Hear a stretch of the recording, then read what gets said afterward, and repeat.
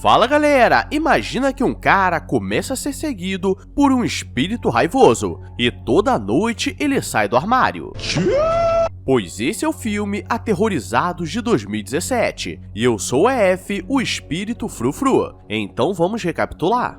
Uma mulher está em casa lavando a louça, e tudo está muito calmo até que ela começa a escutar uma voz vindo do ralo falando coisas estranhas, e ela pensa que era apenas coisa de sua cabeça, mas sabia que alguém estava respirando dentro da tubulação. E quando seu marido Juan chega do trabalho, ele está todo feliz com a nova promoção no trabalho, e pergunta se teria algo para comer, mas Clara estava muito assustada porque escutou vozes o dia todo vindo da pia. E quando ele pergunta o que ela escutou, ela diz que daria uma falecida nela.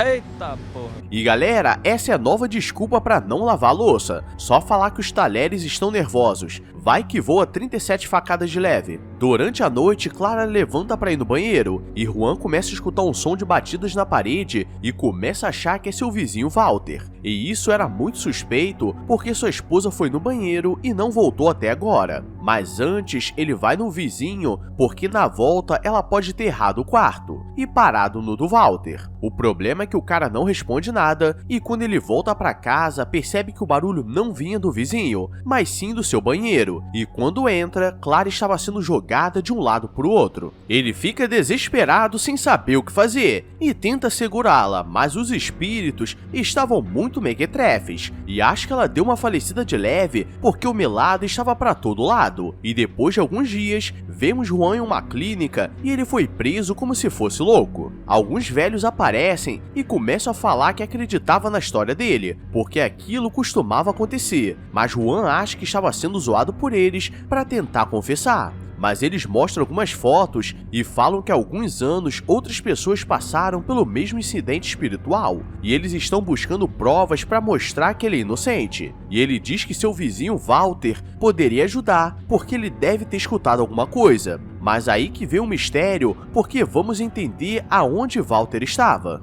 Walter está no trabalho e ele está tentando marcar uma consulta com uma psicóloga, porque estava escutando coisas em casa e não sabe se estava ficando louco, porque os remédios não estavam tendo efeito. E chegando em casa, ele começa a sentir que estava sendo observado, mas acha que é coisa da sua cabeça. Mas quando ele vai dormir, sua cama começa a se mexer e ele acha que tem algo debaixo da cama, mas não encontra nada. Mas isso porque ele não olhou direito. Ele fica desesperado porque as luzes começam a piscar e se cobre para não ver nada, mas uma mão começa a se aproximar dele e ele fica com tanto medo que acaba desmaiando. E quando acorda no dia seguinte, sua casa estava toda bagunçada como se tivesse passado um furacão. E ele tenta mais uma vez marcar uma consulta, mas o psicólogo não tinha tempo e só teria consulta pro fim do mês. E quando ele volta para casa, se encontra com Juan e ele pergunta por que ele estava batendo na parede e aquilo estava abrindo um buraco na parede dele. Walter não sabe o que fazer e coloca uma câmera para gravar seu quarto. O problema é que ele acorda com ela caída no chão e quando vai ver a gravação, aparece um careca pelado o observando. E ele saiu debaixo da cama e entrou no armário. Então sabemos quem estamos enfrentando, mas ele não. E no desespero, ele pega sua arma porque ele ainda deve estar dentro do armário, mas quando abre não havia ninguém. Mas assim que ele olha para trás, as portas começam a se abrir e o espírito careca vai para cima dele. E agora deixa a pergunta para vocês, quem é o espírito que ele está enfrentando? Que é careca, fica pelado, sai debaixo da cama e entra no armário. Que porra é essa, marreco?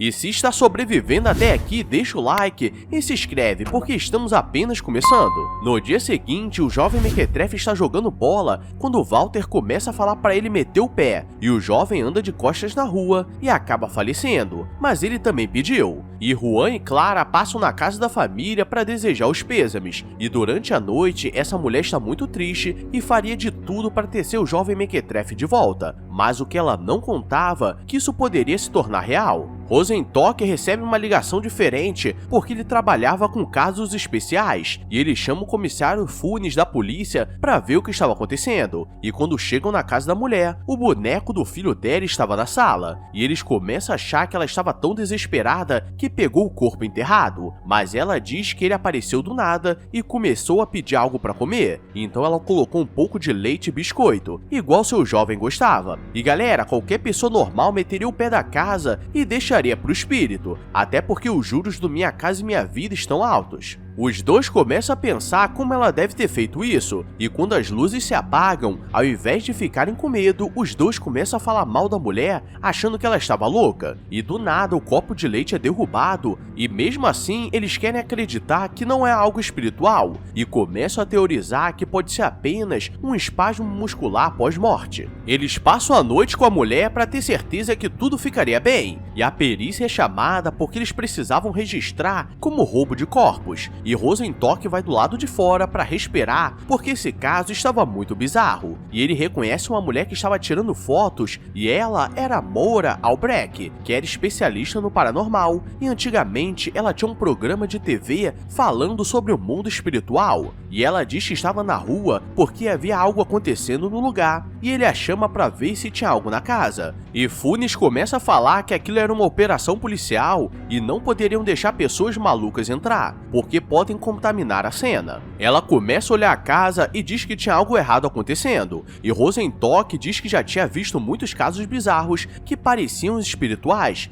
mas na verdade era apenas crack, e ela mostra o caso do vizinho Walter porque várias pessoas naquela rua estavam sofrendo com algo, e quando eles vão olhar o boneco, simplesmente haviam pegadas no chão e uma mochila como se ele tivesse saído para brincar no quintal, e agora não tinha como explicar por que ninguém esteve ali, e decidem colocar o corpo em um freezer até encontrar mais respostas. E aqui chegamos no Juan, que estava preso como um maluco, mas eles sabiam que ele era inocente e pedem para ele assinar um papel para que ele possa ser ajudado. Já avisei que vai dar merda isso.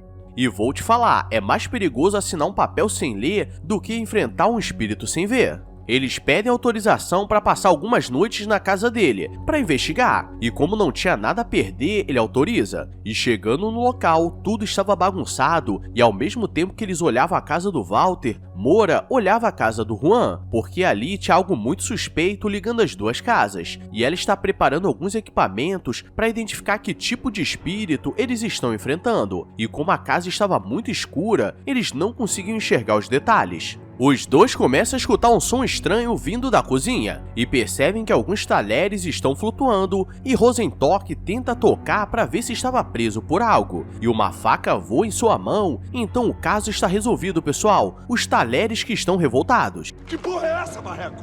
Funes não sabe o que fazer e acha que tem algo no armário da cozinha e quer dar um tiro, mas para ele errar e acertar o Rosentock é muito fácil, e por pouco ele consegue se soltar. Mas quando eles percebem, já se passaram 2 horas e aquilo pareciam ser minutos, então eles precisavam resolver logo esse mistério. Os dois estão se preparando quando um vizinho fofoqueiro liga para a casa do Walter e pergunta como ele voltou para casa, e Funes diz que era da polícia e estavam investigando o local, e ele começa a dizer que tinha um homem careca olhando pela janela, e do nada o vizinho para de falar, e ele não sabe se aconteceu algo com a linha telefônica, mas nós sabemos. Morreu!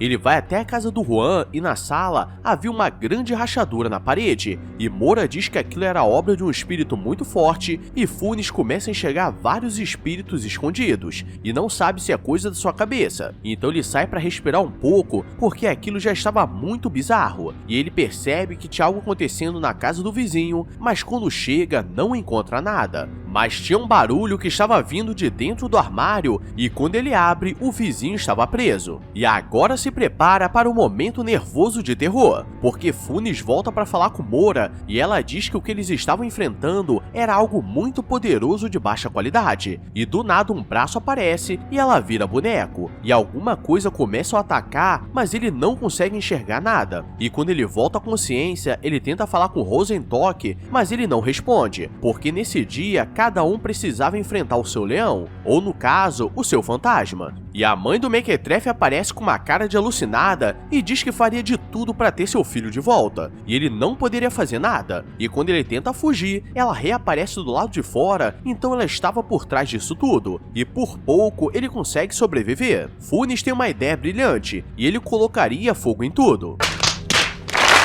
Então ele entra na casa da mulher e começa a jogar gasolina para acabar com qualquer espírito. E ao invés dele ir para casa e fingir que nada aconteceu, ele quer ser preso junto com Juan. E quando percebe, a mulher já estava falecida, o que seria pior ainda para ele. E o vizinho fofoqueiro ainda aparece transformado porque ele viu que não devia. Se passa um ano e alguns policiais vão na clínica para falar com Juan e pergunta se ele conhece algumas pessoas da foto, e ele diz que todos estiveram na casa dele há um ano e acabaram falecendo. E o inspetor Funes foi preso por colocar fogo na casa deles, então no final geral se ferrou por causa do espírito do armário. Então se chegou até aqui, deixa o like e se inscreve, porque senão o Mário, espírito do armário careca Du, vai te fazer uma visita. Agora vou nessa, porque esse filme se passou na baixa qualidade. Então, fui!